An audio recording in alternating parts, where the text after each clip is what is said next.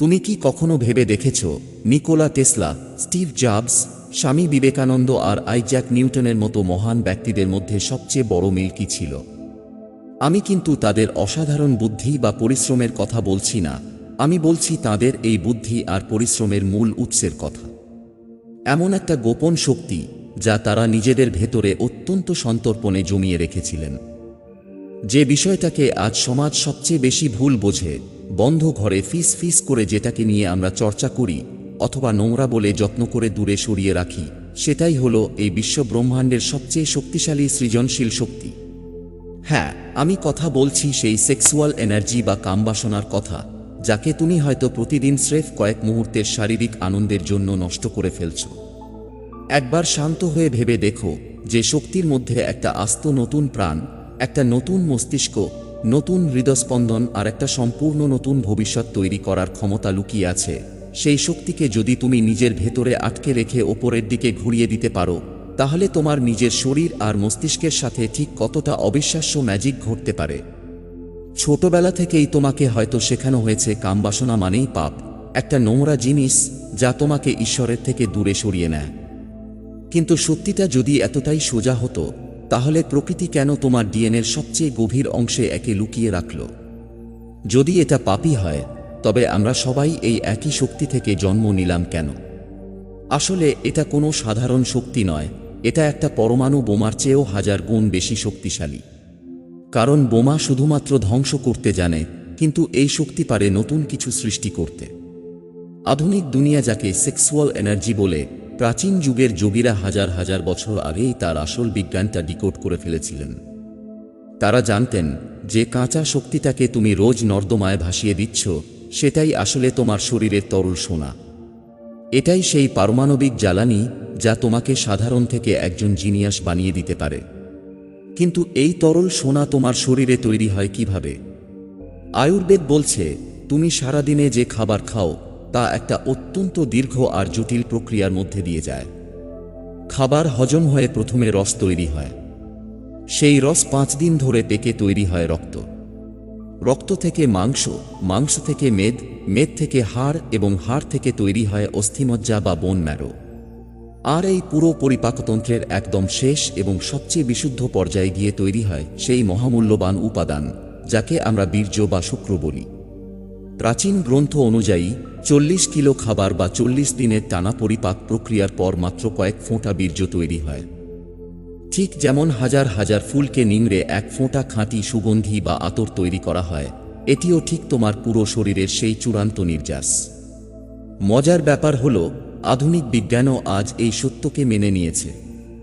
তোমার মস্তিষ্কের ভেতর যে সেরিব্রোস্পাইনাল ফ্লুইড থাকে, তার সাথে এই বীর্যের উপাদানের একদম হুবহু মিল রয়েছে। এর মানে কি দাঁড়ায় জানো? যে তরল পদার্থটা তোমার মস্তিষ্ককে সচল রাখছে, তোমাকে চিন্তা করার ক্ষমতা দিচ্ছে, ঠিক সেই একই পদার্থ তোমার কামবাসনারও মূল ভিত্তি। যখন তুমি কয়েক সেকেন্ডের সুখানুভূতির জন্য একে শরীর থেকে বের করে দিচ্ছ, তখন তুমি শুধু একটা তরল হারাচ্ছ না, তুমি আক্ষরিক অর্থেই নিজের মস্তিষ্ককে খালি করে ফেলছ। তুমি নিজের প্রাণশক্তিকে ছুঁড়ে ফেলছ ডাস্টবিনে। তুমি খেয়াল করে দেখেছ, এই সাময়িক সুখের ঠিক পরেই শরীর কেমন চরম ক্লান্তিতে ভেঙে পড়ে। মনের ভেতর একটা অদ্ভুত শূন্যতা আর হতাশা গ্রাস করে। ফরাসি ভাষায় একে বলা হয় লা পেতিতে মট বা ছোট মৃত্যু। কারণ তোমার শরীর তার সবচেয়ে মূল্যবান রত্নভাণ্ডার এক নিমেষে লুটিয়ে দিয়েছে, যা পুনরায় তৈরি করতে তাকে আবার কয়েক সপ্তাহ ধরে হাড় ভাঙা খাটুনি খাটতে হবে। আর তুমি যদি এটা বারবার করতে থাকো, তখন শরীর বাধ্য হয়ে তোমার হাড়, পেশি আর মস্তিষ্ক থেকে এনার্জি শুষে নিতে শুরু করবে। প্রকৃতি এই প্রচণ্ড আনন্দ আর সুখের ফাঁদ তৈরি করেছে শুধুমাত্র একটা কারণে, যাতে তুমি প্রজনন করো এবং এই মানবজাতি টিকে থাকে। এটা প্রকৃতির দেওয়া একটা ঘুষ। তাই কামবাসনা মোটেও খারাপ কিছু নয়, সমস্যাটা লুকিয়ে আছে এই শক্তির গতিপথে। সাধারণ মানুষ আর পশুদের ক্ষেত্রে এই শক্তি কাজ করে মধ্যাকর্ষণ বা গ্র্যাভিটির নিয়মে নিচের দিকে প্রবাহিত হয় এবং শরীর থেকে বেরিয়ে যায়। কিন্তু যোগীরা এক অদ্ভুত প্রশ্ন তুলেছিলেন। তারা ভাবলেন, এই নদীর স্রোতকে কি উল্টো দিকে বইয়ে দেওয়া সম্ভব? গ্র্যাভিটিকে ফাঁকি দিয়ে এই এনার্জিকে কি নিজের মস্তিষ্কের দিকে টেনে তোলা যায়? হ্যাঁ, যায়। আর সেই জাদুকরী রাস্তাটা লুকিয়ে আছে তোমার মেরুদণ্ডে। তোমার মেরুদণ্ডের একদম নিচে মূলাধার চক্রে এই শক্তি সাপের মতো কুণ্ডলী পাকিয়ে ঘুমিয়ে থাকে, যাকে কুণ্ডলিনী বলা হয়। যখন তুমি উত্তেজিত হও তখন এই শক্তি ছটফট করে আর বাইরে বেরোনোর রাস্তা খোঁজে। কিন্তু কোনো বিশেষ কৌশলে তুমি যদি বাইরের দরজাটা বন্ধ করে ভেতরের দরজাটা খুলে দিতে পারো, তখন সেই তরল শক্তি এক সূক্ষ্ম বিদ্যুতে বা বায়োইলেকট্রিসিটিতে রূপান্তরিত হয়। মেরুদণ্ডের সুষুম্না নাড়ি বেয়ে তা সোজা ওপরে উঠতে শুরু করে। আর যখন এই প্রচণ্ড শক্তিশালী এনার্জি সোজা তোমার মস্তিষ্কে গিয়ে আঘাত করে, তখন এক অবিশ্বাস্য ম্যাজিক ঘটে। তোমার মস্তিষ্কের যে নিউরনগুলো এতদিন ঘুমিয়েছিল বা খুব ধীরগতিতে কাজ করছিল, তারা হঠাৎ করে একটা হাই ভোল্টেজ জ্বালানি পেয়ে যায়। যে শক্তি নিচের কেন্দ্রে থাকলে শুধুমাত্র একটা সন্তানের জন্ম দিতে পারত, সেই একই শক্তি ওপরের কেন্দ্রে পৌঁছে জন্ম দেয় যুগান্তকারী কোনো আইডিয়া, দুর্দান্ত কোনো শিল্প বা নতুন কোনো আবিষ্কারের। একেই যোগশাস্ত্রে বলা হয় ওজস। যে মানুষের শরীরে এই ওজস জমা হতে থাকে, তার গলার স্বরে এমন একটা ওজন আর সম্মোহন তৈরি হয় যে সে ফিস ফিস করে বললেও পুরো দুনিয়া স্তব্ধ হয়ে শোনে। তার চোখ লেজারের মতো তীক্ষ্ণ হয় আর মেমোরি হয়ে যায় ফটোগ্রাফিক। অথচ আজ তুমি কোথায় দাঁড়িয়ে আছো? চারপাশের সোশ্যাল মিডিয়া, ওয়েব সিরিজ আর বিজ্ঞাপনের দুনিয়া সারাক্ষণ তোমার এই দুর্বলতাকে টার্গেট করে কোটি কোটি টাকার ব্যবসা ফাঁদছে। সস্তায় ডোপামিনের নেশা ধরিয়ে দিয়ে তোমার এই মহামূল্যবান ওজসকে রোজ রাতে ড্রেনে ভাসিয়ে দিতে বাধ্য করছে। তুমি ভাবছ প্রেশার তৈরি হয়েছিল, রিলিজ করে দিলাম, এখন বেশ রিল্যাক্স লাগছে। কিন্তু এটা রিল্যাক্সেশন নয়, এটা হলো তোমার জীবনের ব্যাটারি ড্রেন হয়ে যাওয়া। নেপোলিয়ন হিল তার বিখ্যাত থিঙ্ক অ্যান্ড গ্রো রিচ বইয়ে স্পষ্ট দেখিয়েছেন, ইতিহাসে যারা সফল হয়েছেন তারা প্রত্যেকেই নিজেদের এই সেক্সুয়াল এনার্জিকে কন্ট্রোল করে নিজেদের লক্ষ্যের দিকে ঘুরিয়ে দিয়েছিলেন। মাইক টাইসন থেকে শুরু করে স্টিভ জবস, সবাই তাদের স্ট্রাগল পিরিয়ডে ব্রহ্মচর্যের অসীম শক্তিকে কাজে লাগিয়েছিলেন। কারণ তারা জানতেন এই শক্তি বেরিয়ে গেলে তাদের ভেতরের সেই আগ্রাসন, সেই জেদ শেষ হয়ে যাবে যা দুনিয়া জয় করার জন্য সবচেয়ে বেশি জরুরি। তবে এখানে সবচেয়ে বড় ভুলটা মানুষ করে ফেলে।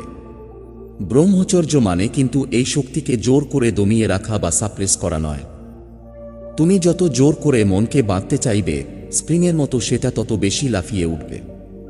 জোর করে কামবাসনাকে আটকাতে গেলে তা ভেতরে ভেতরে পচে গিয়ে রাগ, হতাশা বা মানসিক রোগের জন্ম দেবে। তোমার কাজ হলো এই নদীর বাঁধে আটকে পড়া জলটাকে একটা ক্যানেল দিয়ে সোজা তোমার স্বপ্নের উর্বর জমিতে প্রবাহিত করা। এর জন্য সবচেয়ে প্রথম আর সহজ কৌশল হলো মেরুদণ্ড সোজা রাখা। তুমি যখনই কুঁজো হয়ে বসো, তখন পেটের নিচের অংশে চাপ পড়ে আর এই এনার্জি মূলাধারেই আটকে থেকে গরম হয়ে তোমাকে উত্তেজিত করে। কিন্তু মেরুদণ্ড সোজা করলেই এই শক্তির ওপরের দিকে ওঠার রাস্তা পরিষ্কার হয়ে যায়। দ্বিতীয়ত, তোমার শ্বাস প্রশ্বাসের বিজ্ঞান। যখনই কামুক চিন্তা মাথায় আসে, খেয়াল করে দেখবে শ্বাস দ্রুত আর এলোমেলো হয়ে যায়। ওই মুহূর্তে যদি তুমি গভীর আর ধীর শ্বাস নিতে শুরু করো, তাহলে ম্যাজিকের মতো তোমার ভেতরের উত্তেজনা শান্ত হতে বাধ্য। এর সাথে যুক্ত হয় আরও একটি গোপন অস্ত্র, ঠান্ডা জলের স্নান। যোগীরা কেন বরফগোলা জলে স্নান করতেন জানো?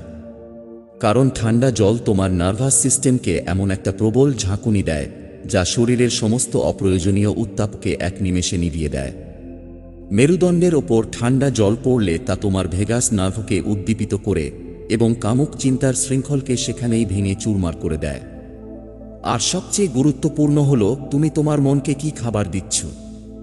তুমি সারাদিন যদি সোশ্যাল মিডিয়ায় সস্তা উত্তেজনার আবর্জনা গিলতে থাকো, তবে সেখান থেকে কখনোই তুমি খাঁটি ওজস তৈরি করতে পারবে না। রসুন, পেঁয়াজ বা অতিরিক্ত মশলাদার তামসিক খাবার তোমার শরীরে শুধু উত্তাপ আর অস্থিরতাই বাড়াবে। তোমার মস্তিষ্ক সারাদিন ডোপামিনের একটা অন্তহীন লুপের মধ্যে আটকে থাকবে, যেখানে সে শুধু আরও একটু সুখ, আরও একটু উত্তেজনার ভিখারি হয়েই থেকে যাবে। তোমার ভেতরের শিব আর শক্তির আসল মিলন তো তখন শুরু হবে যখন তুমি বাইরের ক্ষণিকের এই সুরসুরিকে উপেক্ষা করে নিজের ভেতরের সেই পরম আনন্দকে ছুঁতে শিখবে। সাধারণ মানুষ সারা জীবন নিজের বাসনার দাস হয়ে বাঁচে। একটা সামান্য ছবি বা নোটিফিকেশন তাকে ভেতর থেকে কাঁপিয়ে দিতে পারে, তার রিমোট কন্ট্রোল থাকে অন্য কারো হাতে। কিন্তু যে মানুষ নিজের এই শক্তিকে ওজসে পরিণত করতে শিখে গেছে, সে আর দাস থাকে না, সে হয়ে ওঠে নিজের জীবনের একচ্ছত্র সম্রাট। এখন প্রশ্ন হলো, তুমি কি সত্যি কাল সকাল থেকে সম্পূর্ণ ব্রহ্মচর্য পালন করে রাতারাতি এই ম্যাজিক ঘটাতে পারবে? বিজ্ঞান বলছে, তোমার মস্তিষ্কের নিউরাল পাথওয়েগুলো এত বছর ধরে যে অভ্যাসের দাস হয়ে আছে, তাকে ভাঙতে গেলে তোমার দরকার একটা সলিড গেম প্ল্যান। একদিনেই তুমি হিমালয়ের সাধু হয়ে যাবে এমনটা ভাবার কোনো কারণ নেই। তোমার শরীরের কোষে কোষে যে অভ্যাসের শিকড় গেড়ে আছে, তাকে সমূলে উপরে ফেলতে বিজ্ঞান বলছে অন্তত 21 থেকে 90 দিন সময় লাগে। হ্যাঁ, ঠিক শুনেছ, একটা 21 দিন বা 90 দিনের চ্যালেঞ্জ নাও। নিজেকে কথা দাও, আগামী 3 মাস তুমি তোমার শরীরের এই তরল সোনাকে স্রেফ কয়েক সেকেন্ডের উত্তেজনার কাছে বিক্রি করবে না। তুমি একে সোজা তোমার মস্তিষ্কে পাঠাবে, নিজের একটা সম্পূর্ণ নতুন করে জন্ম দেবে। কিন্তু একটা কথা খুব ভালো করে মাথায় গেঁথে নাও, শুধু জোর করে আটকে রাখলেই কিন্তু ম্যাজিক হবে না। এই জমানো এনার্জিকে যদি তুমি সঠিক রাস্তায় খরচ করতে না পারো, তবে তাহিতে বিপরীত হয়ে তোমার মানসিক শান্তি কেড়ে নেবে। ঠিক এই জায়গাতেই আসে শারীরিক পরিশ্রম বা ঘাম ঝরানোর বিজ্ঞান। রোজ সকালে তোমাকে ওয়ার্কআউট করতে হবে। তুমি যখন কঠিন শারীরিক কসরত করো, তখন তোমার পেশিগুলো সেই অতিরিক্ত এনার্জিকে স্পঞ্জের মতো শুষে নেয়। ফলে সেই সঞ্চিত শক্তি আর তোমাকে কামুক চিন্তার দিকে ঠেলে দিয়ে বিরক্ত করে না। তুমি যদি সারাদিন শুধু গদির ওপর বসে থাকো আর ভাবো যে তুমি এনার্জি বাঁচাচ্ছ, তাহলে সেই এনার্জি ভেতরে ভেতরে পচে গিয়ে তোমার মাথা খারাপ করে দেবে।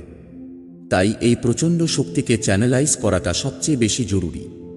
তবে এই সব কিছুর চেয়েও তোমার যেটা সবচেয়ে বেশি দরকার, তা হলো জীবনের একটা বিশাল বড় লক্ষ্য। এনার্জি বা শক্তির ধর্মই হলো প্রবাহিত হওয়া। তুমি যদি নদীর জলকে বয়ে যাওয়ার রাস্তা না দাও, সে কিন্তু একদিন বাঁধ ভেঙে বন্যা ডেকে আনবে। ঠিক তেমনি তোমার জীবনে যদি কোনো বড় প্যাশন না থাকে, কোনো পাগলামি না থাকে, হোক তা নিজের কোনো বিজনেস দাঁড় করানো, পড়াশোনায় সেরা হওয়া বা নতুন কোনো স্কিল শেখা, তাহলে এই বিপুল জমানো শক্তি কোনো সঠিক পথ না পেয়ে শেষমেশ সেই নিচের পরিচিত রাস্তা দিয়েই বেরিয়ে যাবে। কামবাসনা হলো ঠিক মাটির তলার সেই অপরিশোধিত কাঁচা তেল বা ক্রুড অয়েলের মতো। তুমি যদি একে নিজের লক্ষ্যের আগুনে রিফাইন করতে পারো, তবে এটাই হয়ে উঠবে তোমার জীবনের রকেট ওড়ানোর সেই পারমাণবিক জ্বালানি। যখন সারাদিন হাড় ভাঙা খাটুনির পর দুনিয়ার সবাই ক্লান্তিতে ভেঙে পড়ে, তখন এই জমানো ওজস তোমাকে ভেতর থেকে ধাক্কা মারবে। সে তোমাকে কিছুতেই থামতে দেবে না। কিন্তু এই রাস্তায় হাঁটতে গিয়ে বেশিরভাগ মানুষই একটা ভয়ঙ্কর ফাঁদে পা দিয়ে ফেলে, আর তা হলো অপরাধ বোধ বা গিল্ট। তুমি হয়তো নিজের মনে মনে ভাবছ, আমি তো গত কয়েক বছর ধরে নিজের এই অমূল্য শক্তিকে ড্রেনের জলের মতো নষ্ট করে এসেছি, আমার দ্বারা কি আর এসব হবে? এই নেতিবাচক চিন্তাটাকে এখনই মন থেকে উপড়ে ফেলো। কারণ অপরাধবোধ বা গিল্ট হলো এমন একটা বিষ, যা তোমার এনার্জির ফ্রিকোয়েন্সিকে সবচেয়ে দ্রুত নিচে নামিয়ে দেয়। যা অতীত, তা শেষ।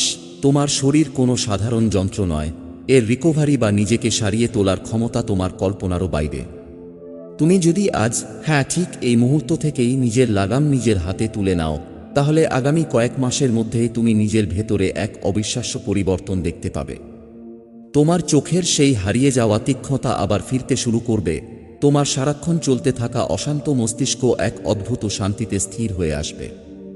তোমার ভেতরে এমন একটা আনন্দের ঝরনা তৈরি হবে, যার জন্য বাইরের সস্তা কোনো কারণের দরকার পড়বে না। তুমি হয়তো বুঝতে পারছো না যে তুমি আসলে একটা জীবন্ত নিউক্লিয়ার রিঅ্যাক্টর। তুমি সাধারণ কাদামাটি ঘেঁটে জীবন কাটানোর জন্য জন্মাওনি, তুমি জন্মেছ সেই মাটিকে নিখাত সোনায় পরিণত করার জন্য। কামবাসনা হলো সেই কাঁচা মাটি, আর তোমার সাধনায় তৈরি হওয়া ওজস হলো সেই খাঁটি সোনা। এবার পুরো নিয়ন্ত্রণটা তোমার হাতে। তুমি কি এই অসীম শক্তিকে স্রেফ 2 মিনিটের সস্তা উত্তেজনার কাছে বিক্রি করে দিয়ে সারা জীবন মাথা নিচু করে বাঁচতে চাও, নাকি একে নিজের মস্তিষ্কের দিকে তুলে নিয়ে গিয়ে অনন্তকালের এক অসীম আনন্দ আর ক্ষমতার অধিকারী হতে চাও? চয়েসটা সম্পূর্ণ তোমার। কিন্তু এই চয়েসটা করা যতটা সহজ মনে হচ্ছে, বাস্তবে এই যুদ্ধটা কিন্তু আরও অনেক গভীর।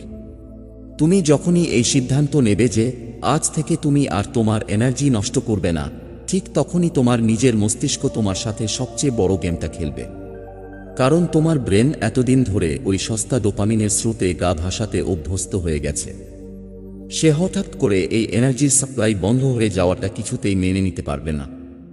প্রথম কয়েকদিন তোমার মনে হবে যেন ভেতরে একটা আগ্নেয়গিরি ফুটছে, অকারণে রাগ হবে, মন চাইবে পুরনো সেই আরামদায়ক কিন্তু ধ্বংসাত্মক অভ্যাসে ফিরে যেতে। আর ঠিক এই জায়গাতেই ৯৯% মানুষ হার মেনে নেয়। তারা ভাবে এত কষ্ট করার কি দরকার, জীবনে একটু আনন্দ না থাকলে কিসের জন্য বেঁচে থাকা। কিন্তু তুমি যদি এই ধোঁকাবাজির ফাঁদে পা না দিয়ে শুধু আর কয়েকটা দিন দাঁতে দাঁত চেপে টিকে থাকতে পারো, তাহলে তুমি সেই ম্যাজিকটা দেখতে পাবে যা ওই ৯৯% মানুষ কোনোদিন কল্পনাই করতে পারে না। তোমার এই লড়াইয়ে সবচেয়ে বড় শত্রু কিন্তু বাইরে নেই, তোমার পকেটে থাকা ওই স্মার্টফোনটার স্ক্রিনেই লুকিয়ে আছে। আজকের এই আধুনিক সমাজ একটা বিশাল বড় ম্যাট্রিক্স তৈরি করে রেখেছে। তুমি একবার চোখ বন্ধ করে ভেবে দেখো, তুমি রাস্তাঘাটে যে বিলবোর্ড দেখছো, সোশ্যাল মিডিয়ায় যে রিলস বা শর্টসগুলো ঘন্টার পর ঘন্টা স্ক্রল করছো, এমনকি যে সিনেমা বা ওয়েব সিরিজগুলো দেখছো, সব কিছুর একটাই টার্গেট। আর তা হলো তোমার ওই অবচেতন মনকে সুরসুরি দেওয়া, তোমার কামবাসনাকে উস্কে দেওয়া। কারণ ওরা খুব ভালো করেই জানে যে মানুষ নিজের বাসনার দাস, তাকে খুব সহজেই নিয়ন্ত্রণ করা যায়, তার পকেট থেকে টাকা বের করে নেওয়া সবচেয়ে সোজা। এই পুরো সিস্টেমটা চায় না তুমি মানসিকভাবে শক্তিশালী হও। তারা চায় তুমি দুর্বল থাকো, কনফিডেন্সহীনতায় ভোগো, আর সারা জীবন ওদের তৈরি করা প্রোডাক্টের ওপর নির্ভরশীল হয়ে বেঁচে থাকো। তুমি কি কখনো খেয়াল করেছ, যেদিন তুমি নিজের এই এনার্জিকে ধরে রাখতে পারো, সেদিন তোমার হাঁটা চলার মধ্যে কেমন একটা আলাদা কনফিডেন্স থাকে। তুমি যখন মানুষের চোখের দিকে তাকিয়ে কথা বলো, তখন তারা তোমার দৃষ্টির সামনে বেশিক্ষণ টিকতে পারে না। কারণ তোমার চোখের ওই তেজ কোনো সাধারণ মেকআপ বা ক্রিমের নয়, ওটা হলো তোমার সেই সঞ্চিত ওজসের তেজ। আধুনিক বিজ্ঞান একে বলছে ফেরোমোনসের ম্যাজিক। তুমি যখন তোমার সেক্সুয়াল এনার্জিকে শরীরের ভেতরে প্রিজার্ভ করো, তখন তোমার শরীর থেকে এমন কিছু রাসায়নিক সংকেত বা ফেরোমোনস রিলিজ হতে শুরু করে, যা চারপাশের মানুষকে তোমার দিকে চুম্বকের মতো টেনে আনে। এটা এক অদ্ভুত প্যারাডক্স। যখন তুমি কামবাসনার পেছনে হন্যে হয়ে ছোট, তখন তুমি আকর্ষণ হারাবে, মানুষ তোমাকে নিডি বা দুর্বল ভাববে। কিন্তু যখন তুমি এই শক্তিকে নিজের ভেতরে ধরে রাখবে, তখন তুমি নিজেই একটা জীবন্ত চুম্বকে পরিণত হবে। মানুষ তোমার আশেপাশে থাকতে চাইবে, তোমার কথা শুনতে চাইবে, কারণ তোমার উপস্থিতি তাদের ভেতরেও একটা পজিটিভ ভাইব্রেশন তৈরি করবে। তাহলে এই ম্যাট্রিক্সের জাল কেটে বেরিয়ে আসার উপায় কি? উপায় হলো নিজের একটা নিশ্ছিদ্র ডিফেন্স মেকানিজম তৈরি করা। তোমাকে ঠিক করতে হবে তুমি তোমার চোখের এবং কানের সেন্সরগুলোকে কি খাবার দিচ্ছ। তুমি যদি মনে করো সারাদিন আবর্জনা আর সস্তা উত্তেজনার ভিডিও দেখবে, আর রাতে গিয়ে ধ্যান করে ব্রহ্মচারী হয়ে যাবে, তাহলে তুমি নিজেকেই নিজে বোকা বানাচ্ছ। তোমার চোখের সামনে আসা প্রতিটা ছবি, প্রতিটা ভিডিও তোমার অবচেতন মনে একটা বীজ বুনে দেয়। তাই সবচেয়ে আগে তোমাকে ওই সোর্সের মুখটা বন্ধ করতে হবে। তোমার সোশ্যাল মিডিয়ার ফিডটাকে এমনভাবে কাস্টমাইজ করো, যাতে সেখানে শুধু সেই জিনিসগুলোই আসে যা তোমাকে তোমার লক্ষ্যের দিকে এগিয়ে নিয়ে যায়। যে জিনিসগুলো তোমার ভেতরের পশুকে জাগিয়ে তোলে, সেগুলোকে আজই, এই মুহূর্ত থেকে আনফলো বা ব্লক করো। তোমার ব্রেনকে নতুন করে রিওয়ার করার এটাই একমাত্র রাস্তা। আর একটা কথা খুব পরিষ্কারভাবে বুঝে নাও, ব্রহ্মচর্য মানে কিন্তু সংসার ধর্ম ত্যাগ করে জঙ্গলে চলে যাওয়া নয়। আমাদের প্রাচীন মুনি ঋষিরা গৃহস্থ জীবনকে সবচেয়ে উঁচু সম্মান দিয়েছেন, কিন্তু তারা একটা খুব স্পষ্ট সীমারেখা টেনে দিয়েছিলেন প্রয়োজন আর বিলাসিতার মধ্যে। তারা জানতেন এই শক্তির আসল উদ্দেশ্য হল নতুন প্রাণ সৃষ্টি করা এবং ভালোবাসার এক গভীর আধ্যাত্মিক বন্ধন তৈরি করা, স্রেফ বিনোদনের জন্য একে সস্তায় খেলনা বানিয়ে ফেলা নয়। গৃহস্থ জীবনে থেকেও তুমি এই শক্তিকে সঞ্চয় করতে পারো, যাকে বলা হয় গৃহস্থ ব্রহ্মচর্য। আর তুমি যদি ভাবো যে এগুলো সব পুরনো দিনের সেকেলে কথাবার্তা, তবে একবার আধুনিক বিজ্ঞানের দিকে চোখ বুলিয়ে দেখো। বর্তমানের বহু গবেষণায় এটা আজ দিনের আলোর মতো পরিষ্কার যে সিমেন রিটেনশন বা বীর্য সংরক্ষণের ফলে পুরুষদের শরীরে টেস্টোস্টেরনের মাত্রা জাদুকরীভাবে বেড়ে যায়। একটি বিখ্যাত গবেষণায় দেখা গেছে, মাত্র টানা 7 দিন এই শক্তিকে নিজের ভেতর সুরক্ষিত রাখলে টেস্টোস্টেরনের মাত্রা প্রায় 45% পর্যন্ত বৃদ্ধি পায়। এই হরমোন শুধু তোমার পেশিকে ইস্পাতের মতো মজবুত করে না, তোমার হাড়ের ঘনত্ব বাড়ায় এবং গলার স্বরে একটা অদ্ভুত গাম্ভীর্য বা ভারী ভাব নিয়ে আসে। তোমার পুরো ব্যক্তিত্বে এমন একটা আলফা এনার্জি তৈরি হয়, যা হাজার ভিড়ের মধ্যেও তোমাকে আলাদা করে চেনাতে বাধ্য। যখন তুমি নিজের ভেতরের এই অগ্নিকুণ্ডকে সম্মান করতে শিখবে, প্রকৃতি তখন দুহাত ভরে তোমাকে তার আসল পুরস্কার ফিরিয়ে দেবে। তোমার ভেতরে এমন এক অকারণ আনন্দের জন্ম হবে, যার জন্য তোমার কোনো বাইরের উদ্দীপক বা স্ক্রিনের দিকে তাকিয়ে থাকার দরকার পড়বে না। প্রাচীনকালের যোগীরা এই পরম অবস্থাকেই বলেছেন ব্রহ্মানন্দ। এটা এমন এক নেশা, যা একবার তোমার মস্তিষ্কে পৌঁছে গেলে বাইরের ওই সস্তা উত্তেজনার স্বাদগুলো তোমার কাছে একদম ফ্যাকাশে মনে হবে। ঠিক যেমন একটা বাচ্চা যদি ধুলোর ভেতর থেকে একটা আসল হীরের টুকরো কুড়িয়ে পায়, তবে তার হাত থেকে সাধারণ কাঁচের টুকরোগুলো এমনিতেই খসে পড়ে যায়। তাকে জোর করে বলতে হয় না যে কাঁচগুলো ফেলে দাও। তোমার ভেতরকার সেই অনন্ত শক্তির স্বাদ একবার পেলে এই বাইরের দুনিয়ার কোনো ফাঁদি তোমাকে আর ছুঁতে পারবে না। তুমি এমনিতেই ডিটাচড হয়ে যাবে। তাই আর কোনো অজুহাত নয়।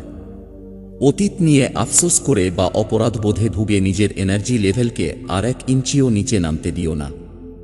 গিল্ট বা অনুশোচনা হলো এমন এক ধরনের নেতিবাচক শক্তি যা তোমার ভাইব্রেশনকে সবচেয়ে বেশি ধ্বংস করে।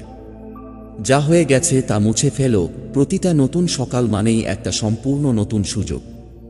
তোমার শরীর একটা মিরাকল, নিজেকে সারিয়ে তোলার এক অবিশ্বাস্য ক্ষমতা তার ভেতরেই লুকোনো আছে।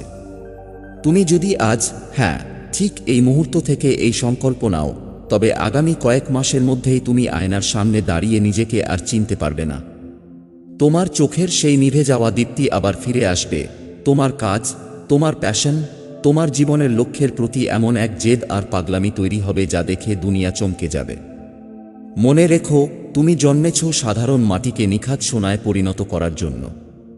কামবাসনা হলো সেই অপরিশোধিত কাঁচা মাটি, আর তোমার সাধনায় তৈরি হওয়া ওজস হলো সেই খাঁটি সোনা। এবার চূড়ান্ত সিদ্ধান্তটা তোমার হাতে। তুমি কি স্রেফ 2 মিনিটের সস্তা উত্তেজনার কাছে হেরে গিয়ে সারা জীবন একটা ফাঁকা খোলস হয়ে বাঁচতে চাও, নাকি নিজের এই অসীম শক্তিকে মস্তিষ্কের চূড়ায় তুলে নিয়ে গিয়ে অনন্তকালের জন্য ক্ষমতার সম্রাট হতে চাও? Choice is yours.